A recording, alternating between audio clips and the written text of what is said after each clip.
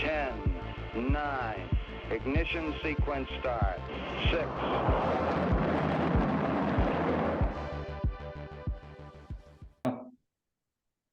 Hi, and welcome to Launchpad, Rocket Fuel's interview series with members of the Rocket Pool community and people in other protocols who are building relationships with Rocket Pool or integrating Rocket Pool products into their services. Today we have Teddy, who is a co-founder of Notional, a DeFi project that is on the verge of releasing their version 3.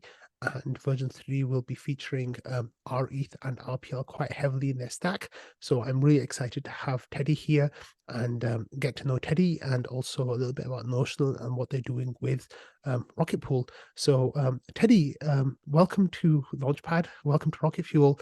And can you tell me a little bit about yourself? Like, who are you and when did your crypto journey start? Yeah, thanks for having me. I'm really glad to be here. Yes, so I can tell you about myself. So um, I started my career. I actually don't come from a technical or a technology background.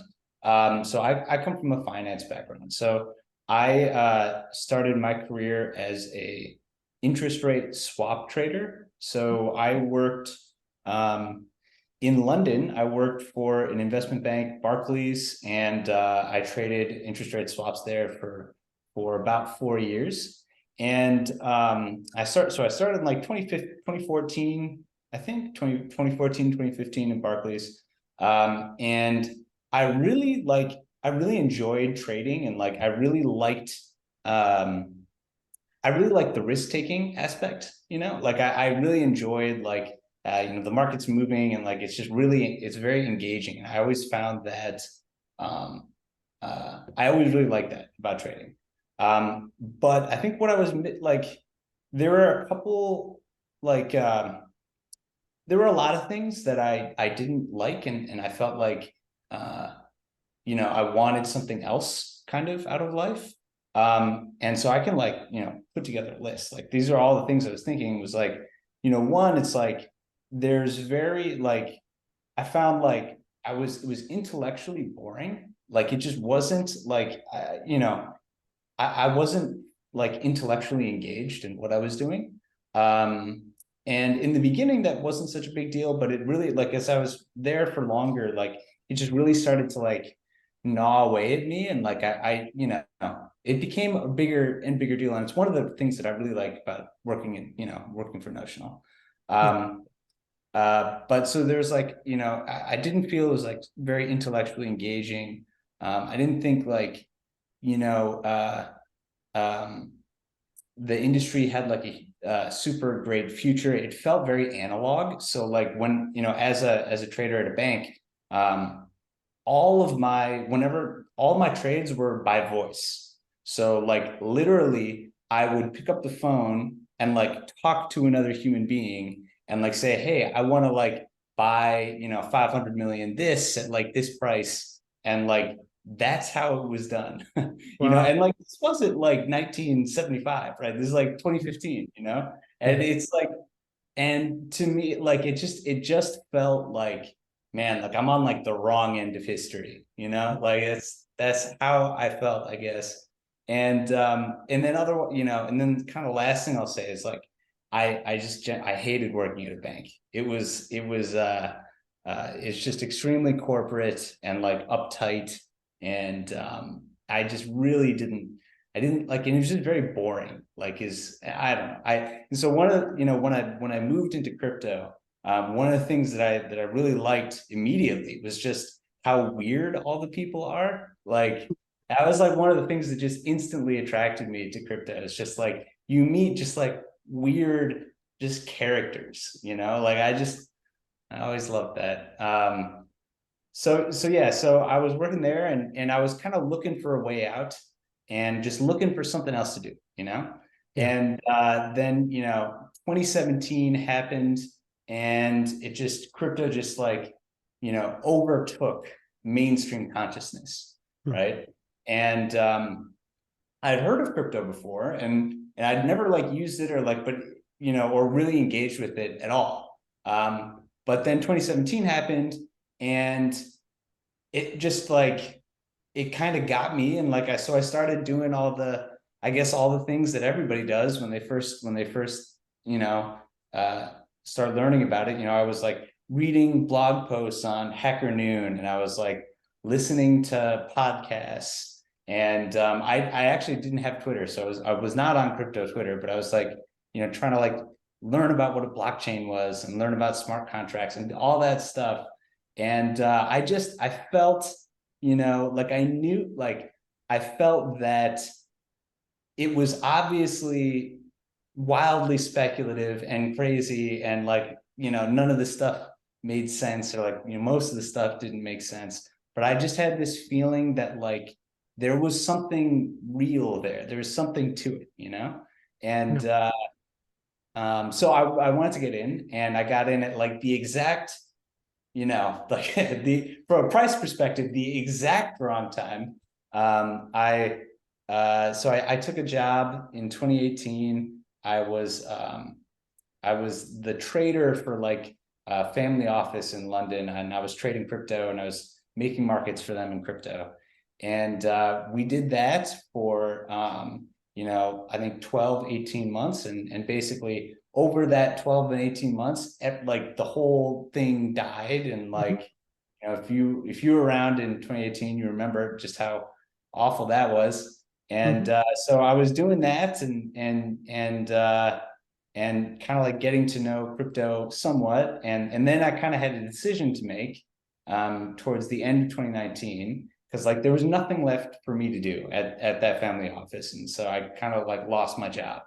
And it was kind of like decision time for me, whether I wanted to go, you know, try and, you know, crawl back to my old banking job, or stick around in crypto and try and figure something out. And like, and at that time, Compound, I remember Compound very clearly, was like actually doing something. You know, it was like actually having some success. And it was like one of the, like, you know, DeFi back then was like the only thing that actually worked at all on Ethereum. And so I was like, all right, I think DeFi is going to be a big thing. And I think that right now it's in like a very early state, and all the borrowing and lending is at variable rates, only variable rates. And so I thought, okay, the next logical step for DeFi is going to be able to borrow and lend at fixed rates.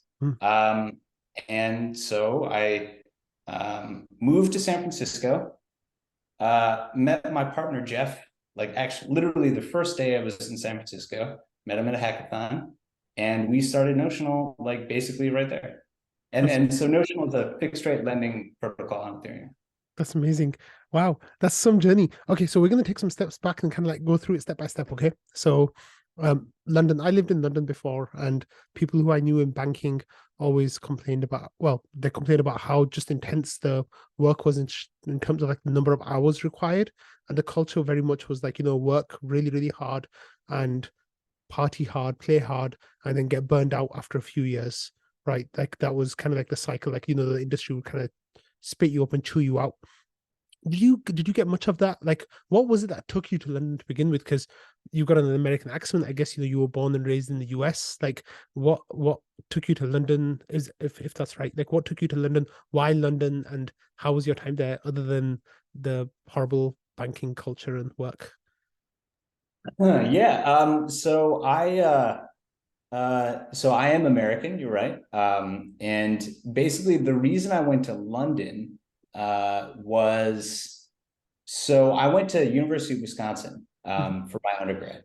And I like didn't, you know, I didn't really, when I was a young, you know, I was like 18 and applying to colleges, I hadn't really like, I wanted to go to a party school. Like that was like my priority at that time in my life. And I hadn't really thought about like what I was going to do in a career or anything like that.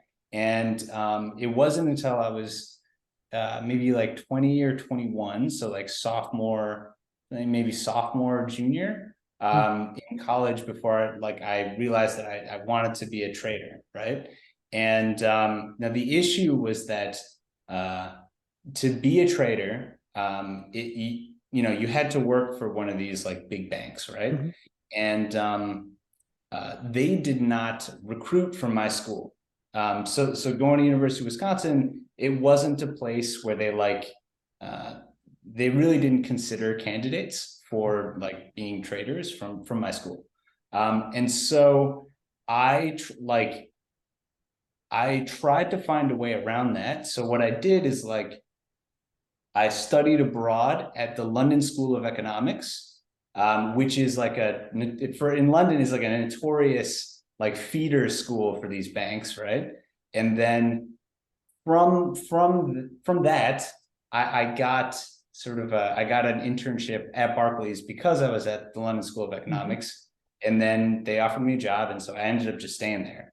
That's Yeah. what I did my master's too. So woohoo, Oh, no way. go purple. Yeah. Yeah. That's right. Yeah. I did my master's in LSE when I was there for just over a year. And it was really cool. So it was wonderful times back then. But yeah, that's really cool. Yeah, that totally makes sense. Like everyone at LSE wants to be a banker, bro, right? So Yeah, it totally basically. works. Yeah. That's Yeah. really oh nice. That's really, really great. But okay, so that's how you got to London. How was your time in London? Like what was that like? London, I mean, I actually really like London. So I miss it. I will say that so I lived there for I think like 6 years. Hmm. And I moved back like 2019. And so it's been a while. And I've been living in America again for 4 years. Yeah. And I don't think I could ever like live in another country ever again. Hmm. Just I think at this point, like I love being in America. I feel very comfortable here. Hmm. Um, and but I am very, very glad that I lived there. I like went, it's like something so cool about London is like it's so close to all these other countries. And so I've been to like every country in Europe, Yeah. and I traveled a lot. And I just had like, yeah, I would say I had just a really good experience. Like I met a lot of people that I would never have met if I hadn't lived outside of the country. And like I think it is something as an American, you really don't like you don't realize how much your universe is so America centric, Hmm. and how much it is not like that anywhere else in the world, basically. Yeah, absolutely. Yeah. So it was like it was a valuable experience, definitely. Yeah. So when you were at Barclays and you were like a trader, I guess you said you were doing that through the peak of the not previous, but the previous bull market before that. Wow. How was the atmosphere at Barclays at the time when people talked about crypto? Like when did you first start hearing people talking about crypto in that period, in that bull run? Do you remember? Yeah, I don't remember the exact time. Hmm. It was sometime, I want to say summer 2017. Yeah. I remember I was paying attention when I don't know, Bitcoin was like it had like made its first run up to 8K, and then there was big news like China bans Bitcoin. Like it was one of those, right? And that Yeah. was the first time I'd ever seen that. And then Bitcoin immediately dumped like 50%, right? And then like 3 days later went all the way back, right? And it was just like so, I don't know, it's it was just so crazy. And so I think, yeah, and I guess like there's lots of talk about like people thought it was cool, but like nobody knew like why like what it was for, or like nobody could like rationalize or justify it. And like Yeah. I couldn't either, Yeah. but like I just thought that like there was something to it, and I didn't really have any real reason for thinking that. I guess it was just sort of like a gut instinct. I don't know. So what were people at Barclays saying about it? Like, were you talking to people that work about it? Or were they talking to you about Yeah. it? What kind of ideas did they have? I mean, to me, most people just thought it was bullshit. Yeah. Yeah. Like there wasn't a lot of interest outside of like they were annoyed that they didn't make that much money. Hmm. Yeah. Yeah. That's pretty much it. That's fine. And then who were you talking to in that period? Like as you got more and more interested going, from the summer of 2017 into like quitting your job, basically, like, a very, like it might have been boring and intellectually stunted for you, but it's a very prestigious job, right? In the US, in the UK, being like a trader. Well, it has its controversies, of course, with the 2008 crash and everything, but it's a prestigious job. Like what made you reach the point where you quit that to take a leap into crypto trading professionally? Like how did that happen? Yeah, I mean, honestly, to me, it didn't even. Yeah, I really wanted it. I just really, really wanted it. It was like, and it didn't feel like that much of a risk, I guess. Like looking back on it, I know it was, but it just, I don't know what to say. Like I didn't like you say it's like a super prestigious job and all that, and like it is, but I just didn't care that much, I guess. Like it's like, okay, it's prestigious, but like if you don't enjoy it, like who cares? Like I didn't, yeah, like it didn't matter to me. I don't Yeah, know. that's fine. That Yeah. makes sense. So, what was the trading job like? The crypto trading job. Like, how did you Mhm. find it? What did you do? What was your day-to-day job there?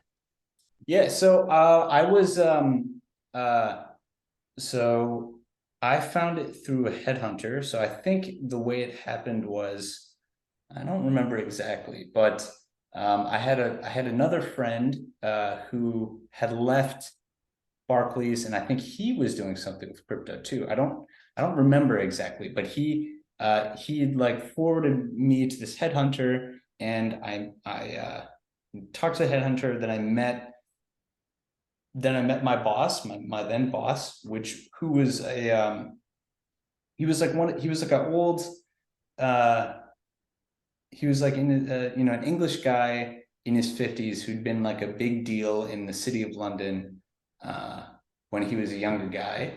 And I don't remember it exactly because like he was like head of some investment banking thing that like no longer exists. But like he was like a big deal in the city, Yeah. and he had uh, this like crypto brokerage business, Hmm.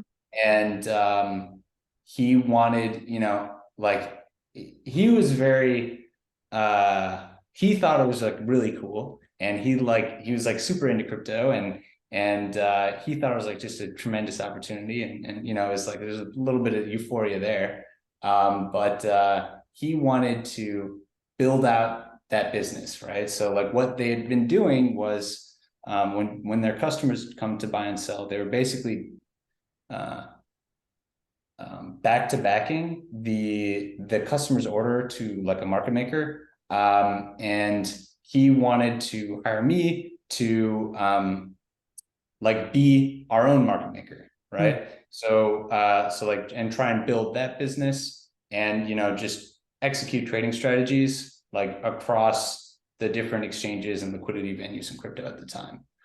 So that's what I did. So I was, like a OTC market maker at that firm, and I also like, I did like some of the cross exchange, arbitrage stuff. Like I actually learned to code, which was kind of a cool thing about that time. So I wanted to learn how to code, and so what I didn't know how, and so I actually like built, like I learned to code by like building the like algorithmic trading system, Nice. which was like, it was like a good experience. It was like a really bad, like I wasn't any good at it.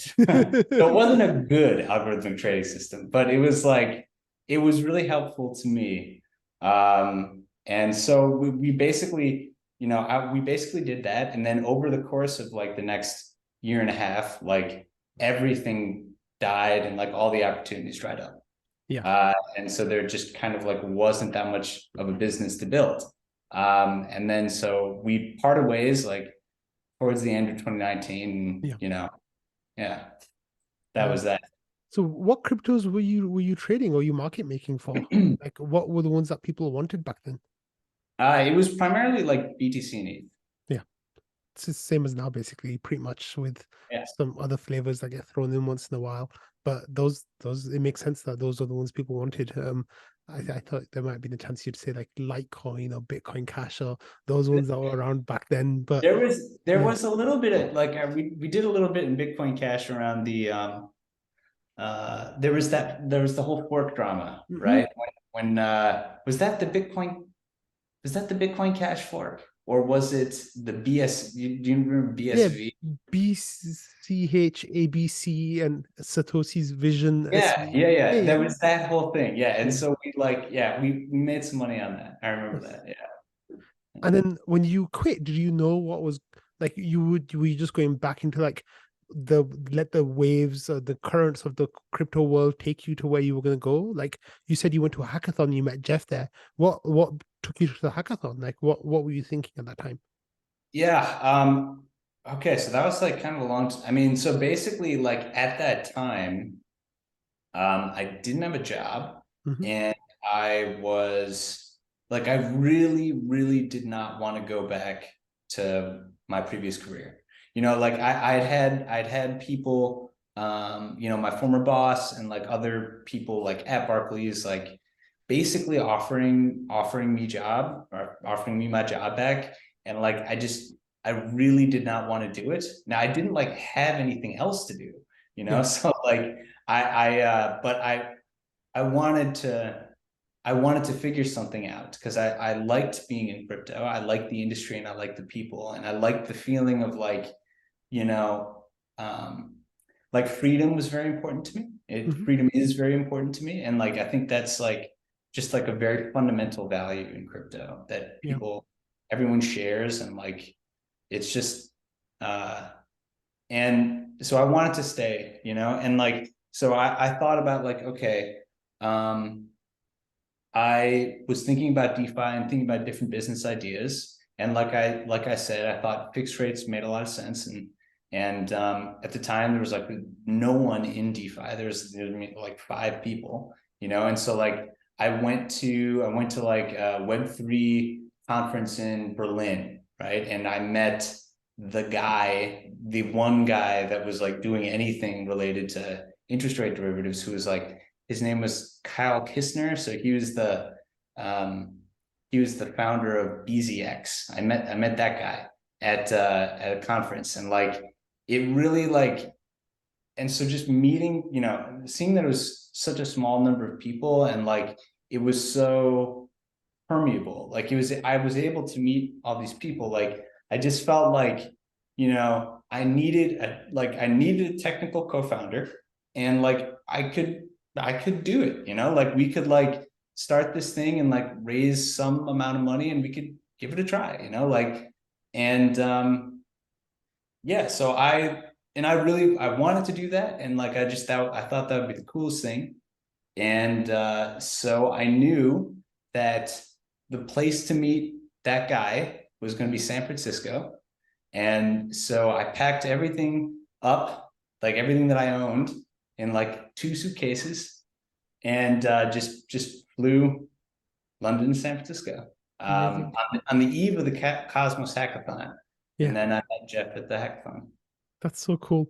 Okay, so 2019, like there was so much despair in the crypto market, right? And like, we had the low of 2018, and then we were kind of hoping that we were coming out of it, but then it just felt like it was unrelenting. It was just like the bear market, a brutal bear market, right? Like there was Maker that was kind of doing stuff, like you said, Compound was starting to do stuff, but it was so small. Like it's really interesting that you were able to find that spark of something and just kind of latch onto it, and it turning into like a bolt of lightning. What was it like to kind of like grow in the DeFi space in 2019 before the vast majority of people in crypto even knew what DeFi was? Like, how was that feeling? Did you feel like you were out in like the wilderness, or did you feel like you were trailblazing? Like, what was going on? I actually like So I would say a couple things. So one thing is like I was not on Twitter at that point. Yeah. And I only ever got Twitter because like I needed it to, you know, for like a professional thing once I started Notional. But like before that, I was never on Twitter. And so like, when people talk about, oh, the sentiment was so bad, like I was also like just too busy to like I didn't feel that bad because I wouldn't feel that bad because I was just like busy like working. And um so I never really felt that bad, I guess. And it was kind of nice in 2019, like when I went to San Francisco, because the community was so small, like I was immediately able to just meet all the people, so I remember like I had a very early version of the idea, and like I just went into the compound office and like talked about it with Robert Leshner. And like yeah. And it was just like very, very, yeah, so that was like nice, like, and it was just, yeah, I really like, I like that time, I guess I would say. And I sort of feel similarly now, where it's like I know that sentiment is really bad, but it's also like, I've just been really, really busy for like a long time. So like I haven't even, like I don't feel it as much. And like yeah, I if anything, like I feel better. I won't say I feel better, but like I I would say I'm like counter-cyclical, in the sense that like when things were going crazy in 2021, like I felt very, very uncomfortable. Yeah. And now it feels much more real, and like there isn't any of there's like less stress in a way, like, because it just, yeah, I don't know.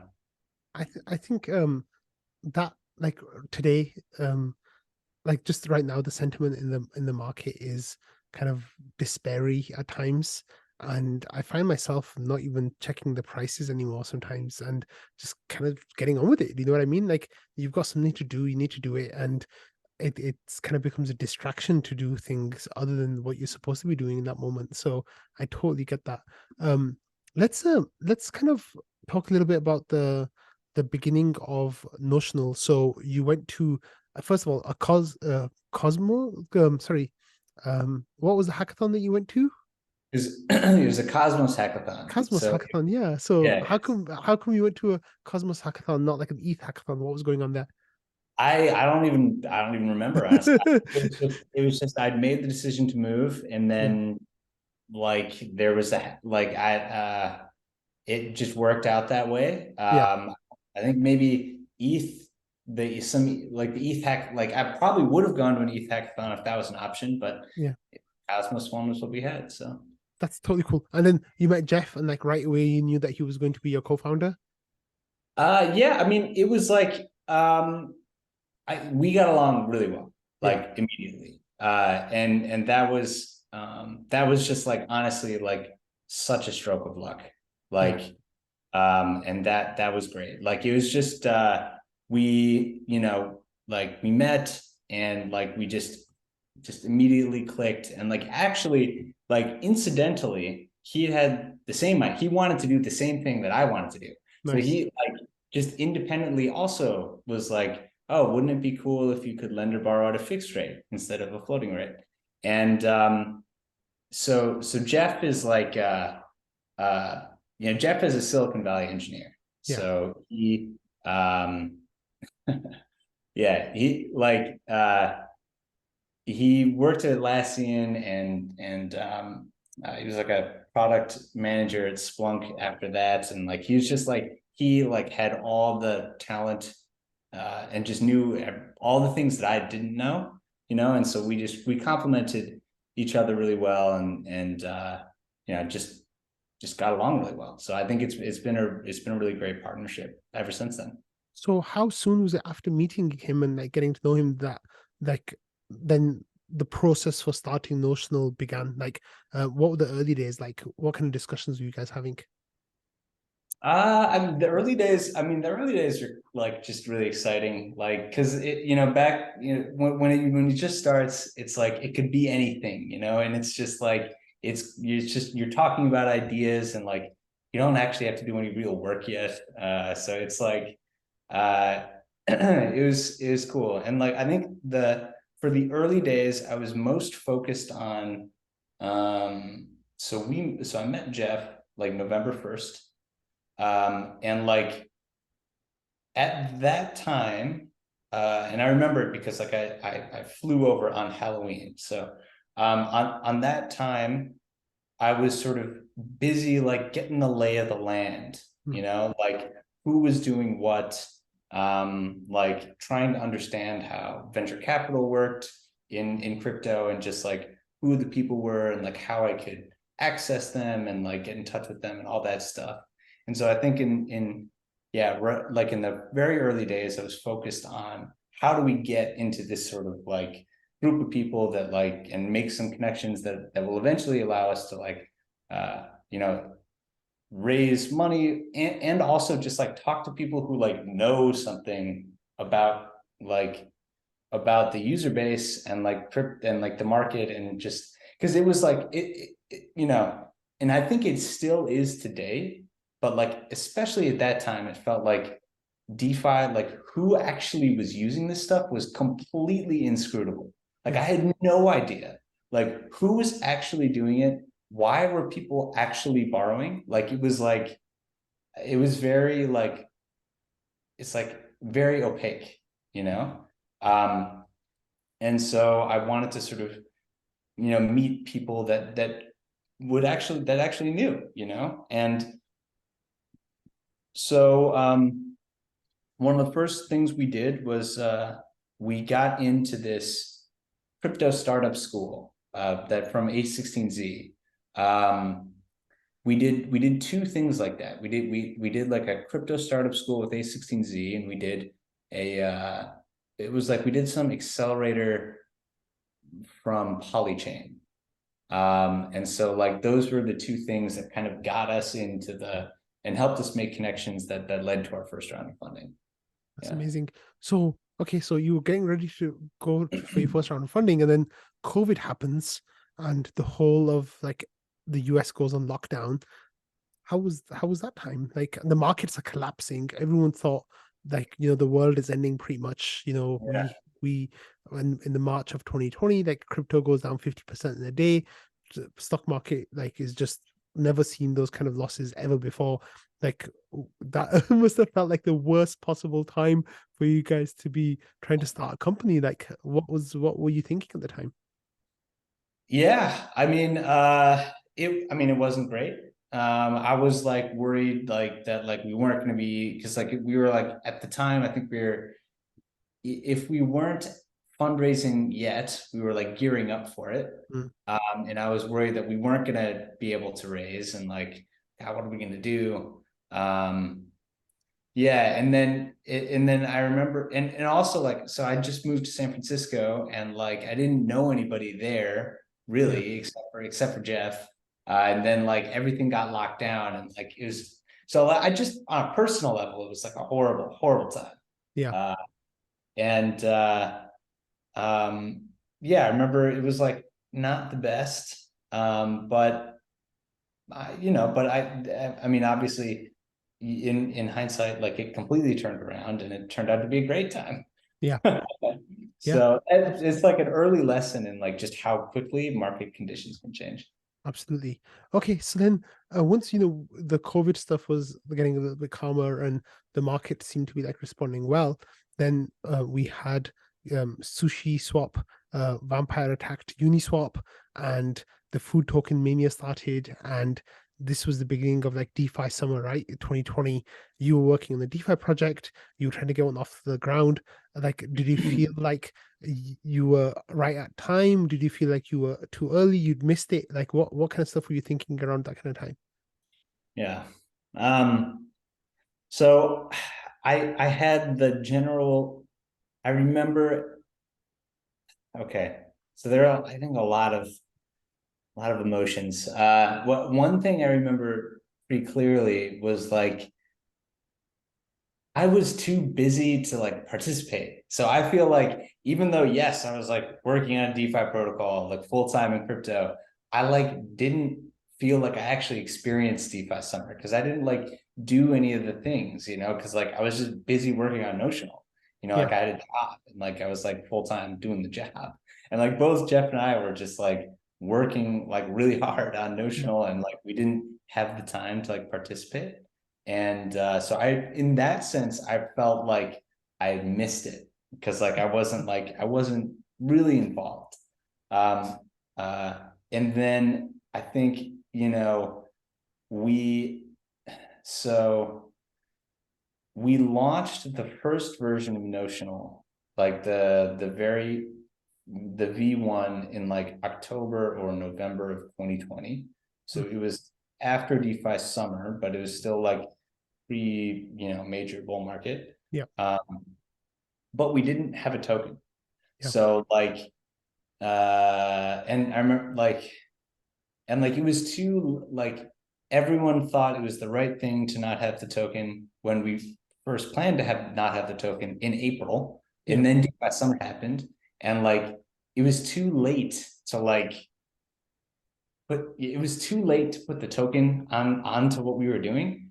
And so I did, I also felt like we kind of missed it there too. Right. And then all of 2021, I was just like really, really busy. And then we launched Notional V2 and the token at the end of 2021. And like right at the top, like I think it was like, it might have been the absolute tippy top the same day, like we launched our token. And then it was just like, so we missed the whole thing. And then, but like we did not miss the downside, I'll tell you that. Yeah, so that was that was an experience. Yeah.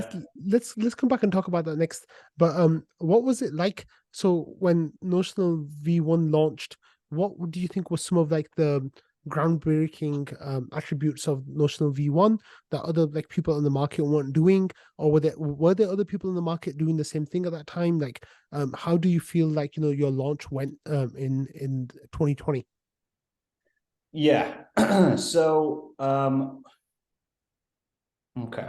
So I think that what we found pretty immediately, all right. So I would say like there are a number of things that we learned from the launch. So the V1 was a very rudimentary version of Notional. It did the thing, you could borrow and lend fixed, but there were a lot of problems. And so we sort of recognized some of those problems and fixed them in V2. But one of the major things so one of the major issues, and I'll try to like not talk too much about technical stuff.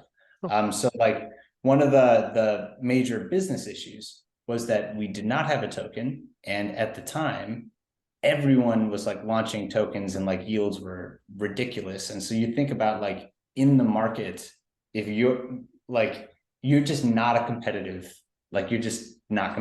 at all, right? If you're not subsidizing when everyone else is like crazily subsidizing. And so that was something, where we were just like, we were behind, right? And like, there's no way. Yeah. Why didn't you have a token? We didn't have a token because like, there was like, I don't remember the exact details, but like, I think it was a mix of like technical and legal considerations at the and it was like, and it was also, again, as I said, like we had started the thing and like we're midway like through the development of Notional V1 at a time when nobody had a token, right? So like you like people only started to have tokens in like June, July, August of 2021. And we were like basically done with Notional V1 at that time. So it was kind of like late, anyway.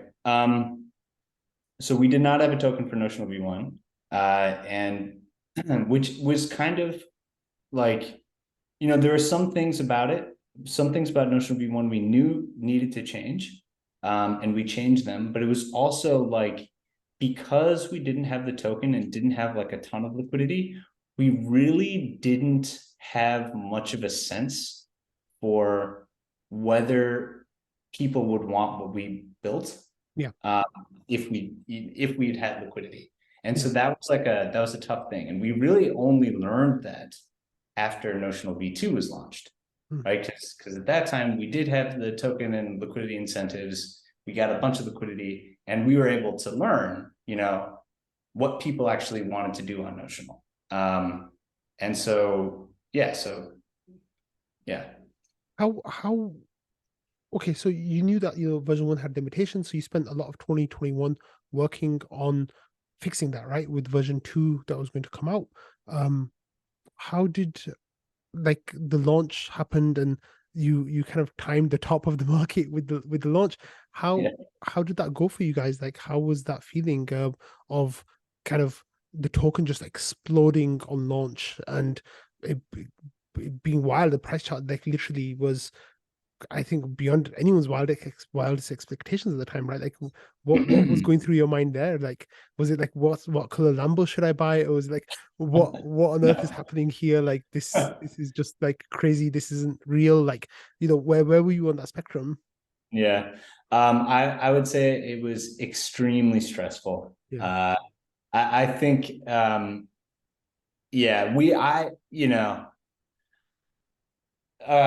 there are a lot of things. So we launched it on November 1st, 2021, and we didn't have liquidity for it. So it wasn't tradable at that time, initially.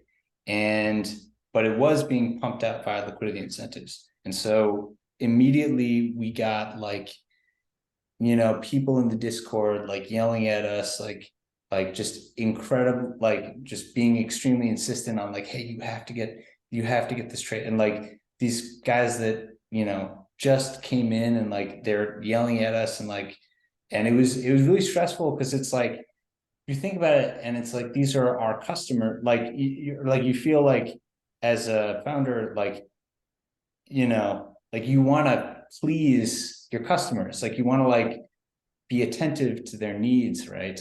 Yeah. And I didn't, and so like we tried to do that, and like it's sort of like looking back on it, it's like these guys were like trying to take advantage of us, and and so it's like I didn't really realize that at the time. And so like we were falling all over ourselves, like try and do what they wanted us to do, when what they wanted ultimately was to like, have the token, sell the token, and just be out. And like they had no interest in Notional at all. Of right? course. And like I didn't realize that. And like there's nothing wrong with that. It's just that like I didn't know that that's what was happening. Yeah. And so it was very it was extremely stressful. And then once we did list it once it got listed and you could trade it, then it was even more stressful because like there was such a low float, and that was not intentional. Or like we didn't think about it, Yeah. and there was such a low float that like people were buying it, and they were just buying it at prices which were just absolutely absurd, which never made sense. And like I don't understand, like I had no, and it just, to me, like that was very like it made me extremely anxious because like we're not responsible for their profit and loss from their trading and investing, but like it made me very, very anxious. Just seeing people buy the token at like such a high price that like the implied fully diluted valuation was like $2.3 billion. And like at the time, it's like I was sitting there as the founder, and it's like I haven't like actually talked to one person who's like used this and like gotten any value out of it, and I couldn't really tell you what our like killer value proposition is, and now we're worth 2 point. It like didn't make any sense, Yeah. and then inevitably like the token came down all of 2022, and that was also extremely stressful because like you had all those people like just like just on your back constantly. And so we were just working extremely, we're doing everything we could, but it's also like we were doing what we thought was in the best long-term interest of the protocol. And that is not what they wanted, you know. They wanted their banks to be pumped, basically. So yeah, that value misalignment definitely doesn't help when people don't get what the work that you're trying to do, the long-term vision of the work you're trying to do. They just care about the money, and as the price goes down, they get more and more anxious. That feeds your anxiety. That must have been horrible in a sense. Like, I can't imagine that. Do you think it distracted you from like the work that you were doing around version 2, or were you still able to like put your head down and carry on working? No, I mean, like, I would say it like raised the stress levels, but it wasn't, we didn't allow it to distract us. You know, it was sort of like, I mean, in some sense, maybe like because basically every day I was in Discord. Every day I was in Discord, spending at least, an hour or two talking with people that were mad about the price going down. Yeah. So that was like every day for 2022. Yeah. So I guess maybe it did distract a little bit, but like it's like we didn't let it like change our like what we wanted to do. Yeah. And so I don't think it was really super detrimental or anything. Yeah. Great. That's good. Okay. So we talked a little bit about what lessons you learned from version 1. What were some of the lessons you learned from the launch of version 2? Like what went well? What do you think was not as well as it could have been? Like what kind of things were you guys talking about at the time? Yeah. So I think the really version 2 was when we first started to understand like how people wanted to use Notional and also like how they did not want to use it, so version 2 was basically compound Aave, but with fixed rates, right? And so I'll start with the positive things that we learned. So one of the big differences between version 1 and version 2 was that we made the being a liquidity provider fully passive. So just just a quick sum on Notional. Yeah. There are 3 user groups. There's lenders and borrowers, and then there's liquidity providers, right? So liquidity providers like sit in the middle and like enable people to borrow and lend at a fixed rate. So in version 1, providing liquidity was a very active process because you had to choose a certain fixed rate maturity, and then you had to like roll your liquidity forward when that maturity like matured. So it's like you had to like be on top of it. You had to pick a maturity, and who knew what maturity to pick, and it was like, it asked a lot from liquidity providers. And so in V2, we introduced these things called N tokens, which are essentially automated. It's like a wrapper, like a portfolio manager that automates that process for people and makes it fully passive. And like that worked. Like that is what people wanted. People integrated, other protocols integrated with it. Like that worked. So, and then now like the bad stuff, right? So what we found was that people did not want Aave or compound with fixed rates. Like, because, so specifically from, okay, so for a few reasons. So on the lender side, people didn't really want to fix their rate of interest for a long time because they felt like the optionality of their capital was very high. Like there are all these other things that maybe they wanted to go do with it instead of like leaving it somewhere, right? And then, so we learned that on the borrower side, basically nobody really cared about borrowing at a fixed rate. Because like, and the reason why is like, you have to understand why people were borrowing. And it's like something that we just like literally didn't know until like, mid 2022. You think about like we'd been around for a long time, but like because we hadn't like had a product that had enough liquidity where people could really use it, like we didn't really know whether people wanted it or not, right? And like, so the reason why people didn't really care was because basically at that time, the only reason anybody was borrowing was, like I'd have some ETH, I borrow USDC against it, and then I go like either go levered long or I go trade, altcoins, or I go like ape into some crazy degen yield farm, right? That's what people actually did with the capital that they borrowed. Now, the thing is, so you just think about that user journey, right? So when you go borrow USDC against your ETH and you're using it to like punch shitcoins, like you're either gonna like make 1,000x or you're gonna like lose everything, right? And so whether you borrow at 3% or 5%, it does not matter. Like it just doesn't matter. Yeah. And Aave and Compound are easy to use. They're open term. You didn't have to worry about a maturity. There wasn't any of this additional complexity. So like for that use case, like variable rate is just better, and we didn't know that at the time. So we learned that, right? And so going on from that, like it inspired then the next things that we did, right? So once we learned that, we were thinking about, okay, so what is something where a fixed rate of interest is actually useful, like where it really matters to that you be able to borrow at a fixed rate, right? And so we came up with this product called leveraged vaults.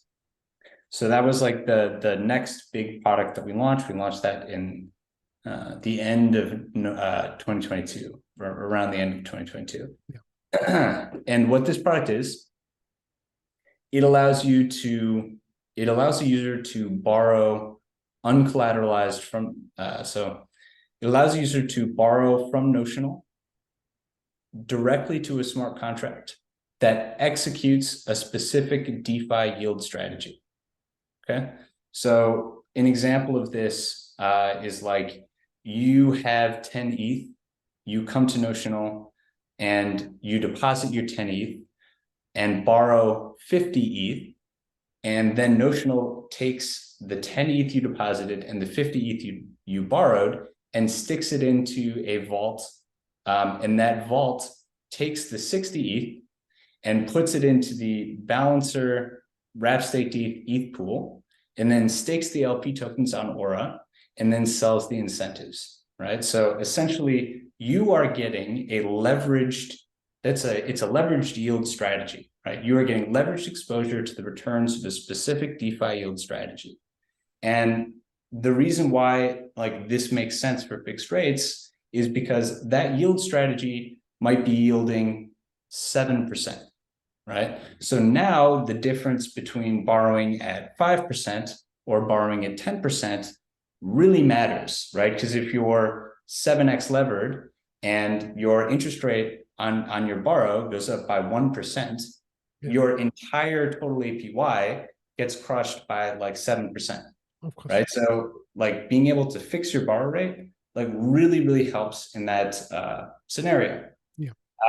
So we launched that and we had like a lot of success. And then that kind of led us, further down the line to Notional V3, which we can talk about, whenever you're ready. Let's talk about it right now.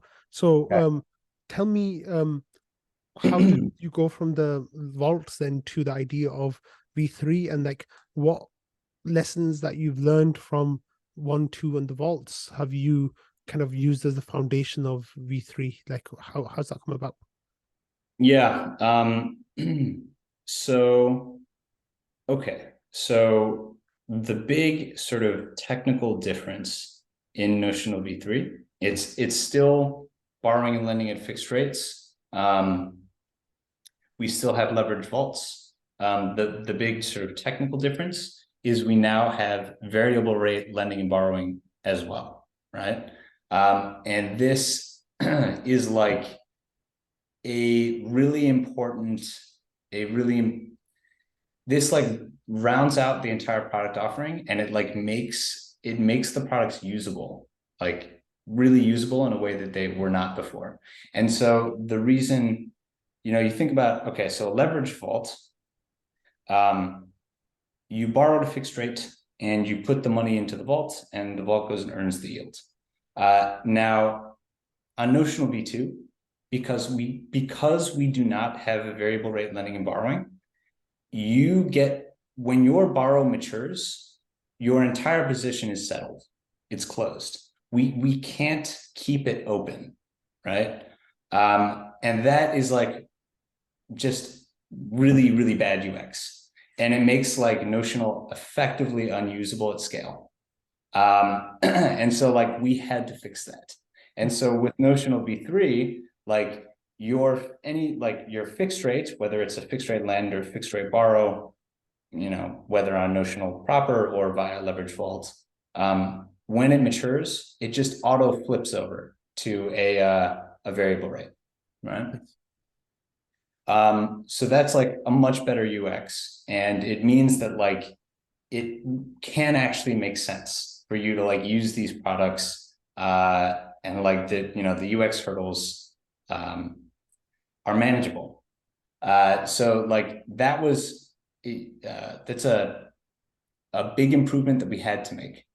And then on the other side, for variable rate lenders, just the addition of the variable rate lending product in Notional, it gives us a way to appeal to someone who just wants like the passive lending opportunity that only goes up. They don't have to worry about sort of mark-to-market P&L on their fixed rate lending position.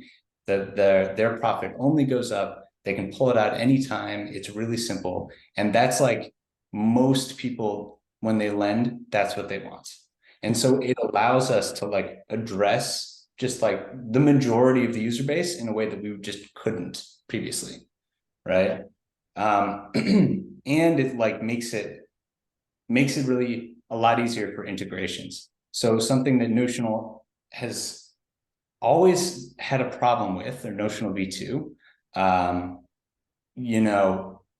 was integrations, because fixed rates are so different. So everything is geared towards variable rates and everything is built around it. And the fact that we didn't have something that was like basically the same interaction as like Compound or Aave meant that we could not integrate with people that we really wanted to and would have been really beneficial to the business. So Notional V3 fixes these issues. And then I think what is also, in my opinion, equally important is it allows us. So I think Notional V3 is basically like the core protocol is basically done, right? So it allows us to focus on growth instead of core protocol development. So that's like more currency listings, more leverage vault strategies, and just like it allows us to do that instead of like working on like the core protocol. And that's, I think, equally as important. Yeah. Nice. That's such a great achievement. Congratulations. So where do you stand now with version 3? Where in its production cycle is it? Yeah, so V3, it has we shipped it to the auditors earlier this year, and we got it back a few months ago. So we've done all the fixes according to the audit. It is currently live on Arbitrum in a testing capacity. So the UI is not yet live, but the smart contracts are live. And really, basically, all that's left now between now and launch is getting the UI ready. And it's almost there.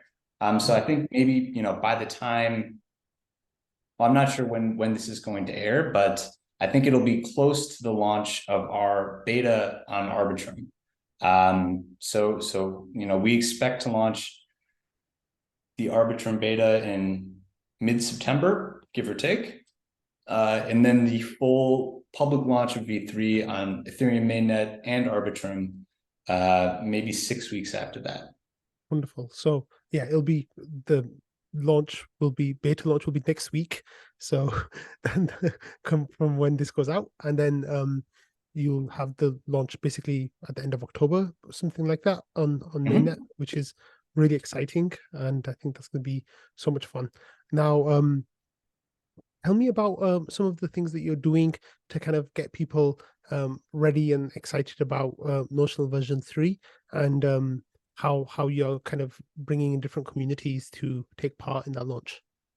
Yeah. So we're doing something new which we've never really done before. And I'm actually very excited. As I said, we're starting the launch of Notional V3 with like an invite-only beta on Arbitrum. And while we run this beta, we're also going to have a trading contest, or a yield contest. So we're going to have prizes and NFTs. And I think like the pictures, the NFTs are going to be pretty cool. I'm looking forward. I haven't seen the final versions yet, but I'm excited to see them. And basically this yield contest, we're going to offer like pretty significant prizes in note. We're offering 3 prizes. We're offering a prize for the person that gets the highest realized APY over the contest using leverage. That's the ace. The next prize, sort of prize number 2, is the fat cat who gets like the highest APY without using leverage. And then we also have a prize for the dunce. So the person who loses the most money also gets a prize. Nice. Yeah. So I'm excited. I'm excited. We're gonna have, as I said, we have the NFTs. We're gonna have a leaderboard. I'm excited about that. And we're also, we're giving out the beta is going to be NFT gated. So we're gonna have a separate NFT for sort of passes to the beta. And we're giving out these passes, and we're also going to have a referral program. So if you sign up for our beta and we give you a pass, we're actually going to give you like 5 or 10, and then you can hand them out to your friends. And if one of your friends wins the contest, you get an extra 50% of the prize for referring that person. Nice. So it's just a little like it just gives you some reason to actually give them to somebody who might be interested in participating. Nice, that's really cool. Okay, so one of the things that I'm really excited about and that really piqued my interest with Notional was the fact that you are integrating rETH and RPL from day 1 of version 3. Tell me a little bit about how we can use rETH on Notional version 3. Yeah, so I think like the rETH integration is going to be great. I'm excited, and I think it's going to offer really interesting opportunities for people that hold rETH. So kind of the way I'm thinking about it is it's if you hold rETH and you're maybe you're thinking about like what's something else I can do with it, right? Mm-hmm. So on a very basic level, you'll be able to deposit rETH as collateral on Notional and borrow against it. But what I think is more interesting is, if you're looking around trying to figure out how to earn extra yield on your rETH, you can use rETH in some of the leverage yield strategies that we will have built purpose-built for rETH, right? So let me just walk you through what one of these yield strategies is. Yes, please. Yeah. So rETH, okay. So Rocket Pool has a very strong incentive for rETH to trade, to be liquid and tradable for ETH, right?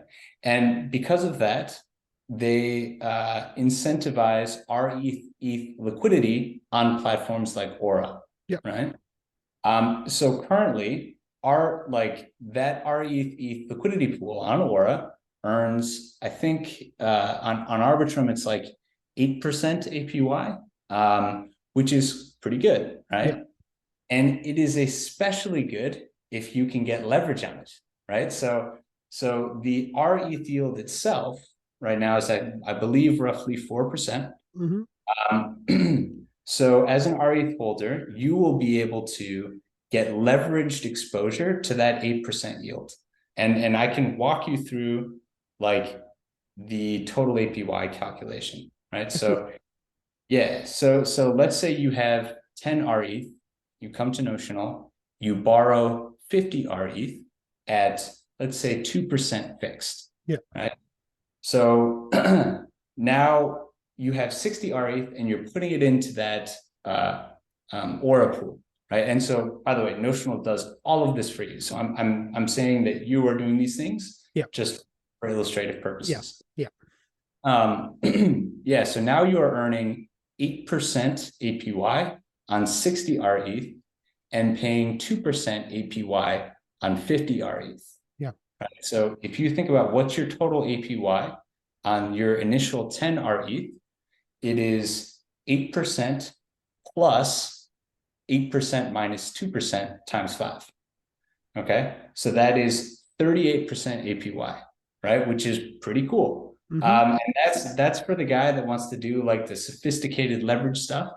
But like what's really cool about this is when people do the sophisticated leverage strategy, they're borrowing rETH from Notional, which means that rETH interest rates are going up.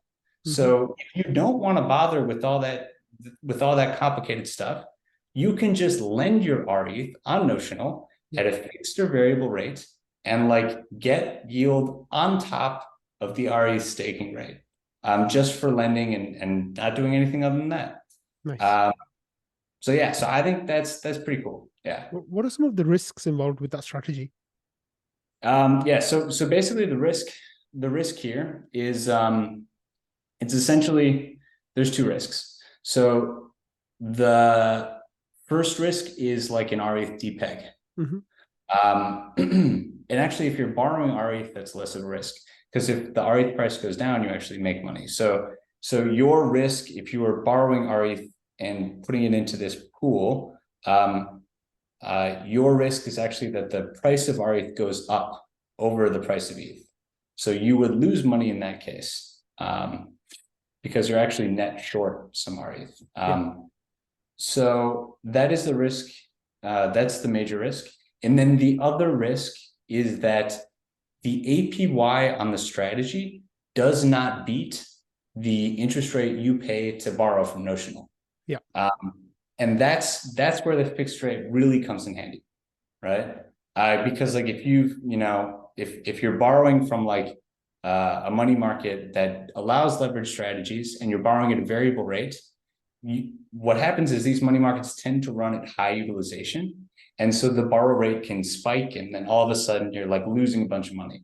But if you can fix your borrow rate, then you can like have a much sort of safer and like more stable leverage yield position. Nice. That's so cool. That's really exciting. Thanks for sharing that example and some of the things that go with around that. One of the things that really got me excited was the RPL integration that you guys are doing. Tell me a little bit about the RPL integration and how we'll be able to use RPL with Notional. Yeah, so RPL, we are going to list as collateral. I noticed you'd said that we'd have it there day one. I think we will. Like, I'm actually not 100% confident that we will, but we will definitely have rETH day one and for the beta. RPL we will not have for the beta, but we might partway through, and we probably will for day one public launch. Yeah. But we are, so we're listing RPL as collateral, and you'll be able to borrow against it and like, get leverage on your assets and access more capital. So it should be pretty straightforward. I think we don't have like any current plans for like an RPL leveraged vault. But I think that could be cool if we can think of something good. Yeah. And that's really exciting because there's actually not a single other product on the market right now that lets you borrow against your RPL. Can you tell me what some of the risks around that might be if you are doing that on Notional? Like what would be some of the issues with that? Yeah, so so every asset that we list, like undergoes like a risk analysis, Mm-hmm. and that's going to basically the outcome of that risk analysis is like how we set collateral haircuts, liquidation discounts, and then also just like total max capacities. So and that's all based on liquidity. Now, like a very important thing that RPL has in its favor is that it has a Chainlink Oracle, Mm-hmm. right? And that's like not only is Chainlink like a generally like a good proxy for total liquidity of an asset. Like if it has a Chainlink Oracle, then it usually passes a liquidity threshold. Mm-hmm. But it is also like critical in making sure that we can list it and we are not vulnerable to sort of Oracle manipulation attacks. Yeah. So that's like, that's like the number one killer for lending protocols, right? Yeah, so it's got a Chainlink Oracle, which is big. And then really once it has the Chainlink Oracle, it really just comes down to like how much liquidity is there and what's the max capacity we can offer. Yeah. So it's less a question of if we can list it and just how much we can allow. So I can't make promises about how much we'll be able to, like what the total capacity is going to be. Yeah. But we will have it. Yeah. That's really exciting. Well, that I know is going to excite the Rocket Pool community, because hopefully it'll be the start of other protocols and other like teams thinking about RPL in a new way. Because our ETH is integrated pretty much everywhere now. Like it's become like a DeFi Lego like cornerstone piece, which is wonderful, because we think it's the best, most pristine LST there is, because of the properties that it has with Rocket Pool itself. But RPL hasn't kind of seen that same level of integration. So with Notional being, the first protocol out there to bring on RPL in that way, I think is really going to be exciting for our community, especially. Tell me about how this period has been for you, like working into version 3 and like all the work that's got into it. How has that been for you as an experience?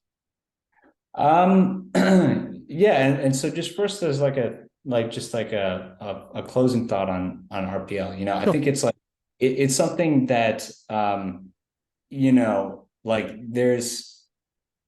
I would just say that it's like, I think the Rocket Pool community is like a great community and a very positive one for Ethereum.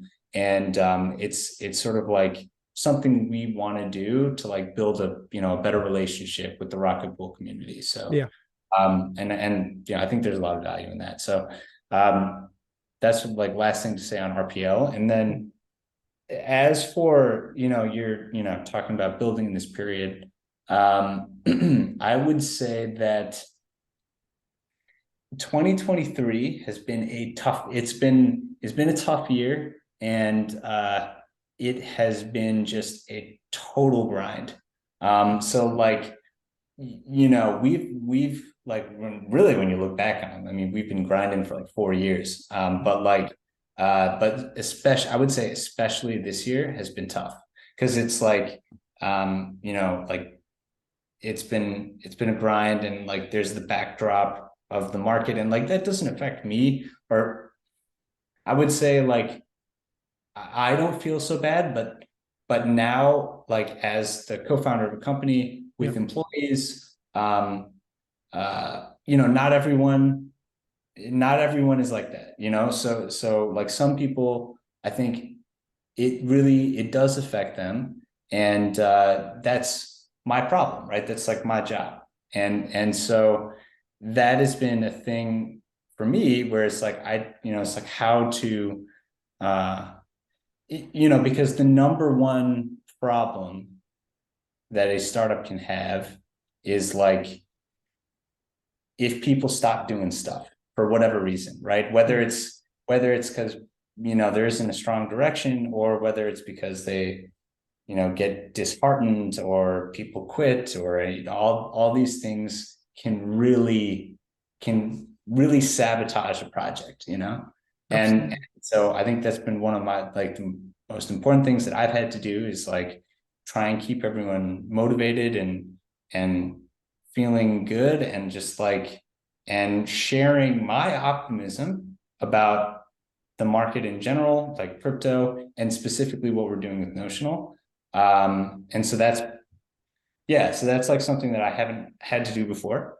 And I think I think we've done a good job, and everyone on the Notional team has worked just incredibly hard. And nobody, we haven't lost anybody nobody's quit, nobody's gotten depressed and decided to go back to doing whatever they were doing before. Yeah. Yeah, I think in general we've really hung together, and Wonderful. it's been good. Yeah. Yeah. So what are your worst and best case scenarios for a potential bull run in 2024, 2025, if that happens? Do you think you'll be anxious again? Do you think you'll be able to enjoy it a little bit more this time? How do you see things going over the next couple of years? I think a bull run in 2024, 2025 would be great, because we'll finally be ready. Lovely. I've felt late for years, and Yeah. and I think with V3 we're finally actually going to be ready to Yeah. take advantage of a bull market. So bring it on. I'm really looking forward to it. Yeah. I hope it works out for you that way. That would be really, really wonderful. Yeah, me too. Yeah. Is there anything, Teddy, that you'd like to add before we, sign off on the call? Anything that you wanted to cover that we've missed or anything like that? No, I mean, I think that's about it. I think the only thing I would add is if you're interested in Notional, you should definitely check out our beta and our trading contest or yield contest. By the time this airs, all the information is going to be out there, and I think we can stick a sign up form in the show notes, and yeah, and so definitely sign up, and it'll be a good opportunity to sort of get a feel for Notional, how it works, and maybe also win a bunch of note. That sounds great. Thank you so much, Teddy. Thank you for representing Notional, and thank you for building relationships with the Rocket Pool community and integrating our tokens. We love when that happens. So we really appreciate that. Good luck with the beta and mainnet launch, and we'll be here cheering you guys on. Okay, man. Thank you. Thanks a lot. I really appreciate that. And it was great to be on. Yeah. Wonderful.